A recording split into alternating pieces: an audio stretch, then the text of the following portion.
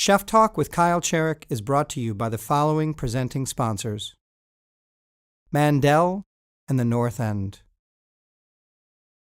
For more information on these or other supporting sponsors, please click on the banner ads to the right of the Chef Talk episodes for links directly to their websites. For this Chef Talk with Kyle Cherek, I stand around the pastry room with Chef Kurt Fogle, the executive pastry chef for the SURG Group. 5 restaurants. His work is unimpeachable.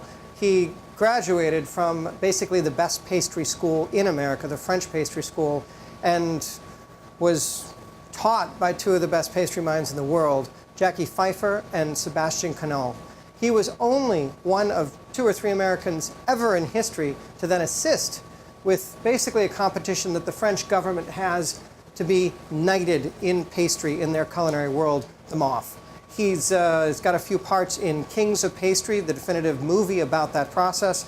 And what he does is creative and inventive, and I think much higher than a lot of the rest of the scene is putting out here, even within the Midwest. It's Chef Talk with Kyle Cherek and pastry chef Kurt Fogle here in his pastry kitchen. Chefs have become super groovy famous in the last 10 years, right? Kind of like models in the 90s. Well said. Do we deserve it? You know, I don't know. I'm a tick on the ass of this whole thing, and that's. You still had, when he came to Wisconsin, he still had ticks on him. Yeah, and that's so. I don't know. I'm part of it.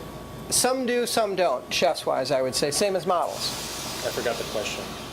Why aren't pastry chefs more renowned, famous, the way that other chefs? You don't think I'm as popular as Nan Van Wright? Well, you are more popular in certain areas. Well, I don't know. Kids at birthday parties love you. Yeah, kids, they're scared of Dan. Don't underestimate the power of the cookie. You know? Oh, you had a bad day? Oh, well, here, have a piece of fish, or here, have some sauerkraut or something. Answer the question. Why are pastry chefs, in your opinion? I think they are. You think so? Yeah, I do. I think they are. I think they have the same opportunities to become as famous. I mean, I don't know if Top Chef Just Desserts is still on TV, but I don't know. I don't know if the average American that consumes all that kind of food media knows as many names as pastry chefs as they do of other chefs. That could just be because there's so many more savory chefs than there are pastry chefs. Yeah, it could be a numbers game. In your words, please describe a pastry chef. Well, a good pastry chef or just a pastry chef? No, a good pastry chef. I think a good pastry chef just wakes up, goes to work, loves what they do, and then tries to make the best possible thing every day. That's it. That's kind of lame. I was hoping for more.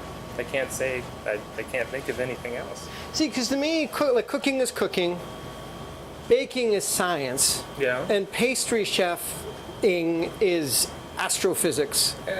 Sometimes, but if you're in the right frame of mind, cooking is this way too. And the good chefs that you know don't really draw a line. They don't draw a line between pastry and savory. Right, that's for sure. The really good ones don't draw a line between back of the house and front of the house. You know what I'm saying? No, totally. You're absolutely right. Do you like creating, or do you like, meaning conceptualizing and then tweaking it, or do you like actually the day-to-day of what the restaurants make you do? Well, yeah, I'm coming to terms with something. I don't know if I'm as creative as I think I am. I think there's 2 sides to your brain. Which one, left is creative or right is creative, and the other one, is able to dissect something and bring it back together. Yeah. And I'm fearing that I'm more of the dissector, if that's a word. Why would that be such a bad thing? I don't think it is, but after 5 years in Milwaukee and all the dessert menu changes and stuff, we've thousands of desserts. Yeah. I'm like, well, I can't repeat myself. You and could. I'm starting to run out of ideas. You really? Yeah. So then we go backwards. So I say, okay, well, we did this, but was that lemon curd as good as it possibly could have been? Yeah. And then and that's what I'm in the process right now, personally, where I'm looking back at that stuff, and it's like we're looking at the chocolate mousse, we're looking at the lemon cream, we're looking at the truffle, the chocolate chip cookie, the cream puff. Everything. The chocolate chip cookies you sent me home with were, I mean, and we're halfway there. You know, and even when we get where somebody would say, okay, what else can you do? You're literally counting chocolate chips like a pharmacist would count pills to go in the cookie. Then we get to that point, and then we slow down, you know, but we don't stop. Is the cookie ever good enough?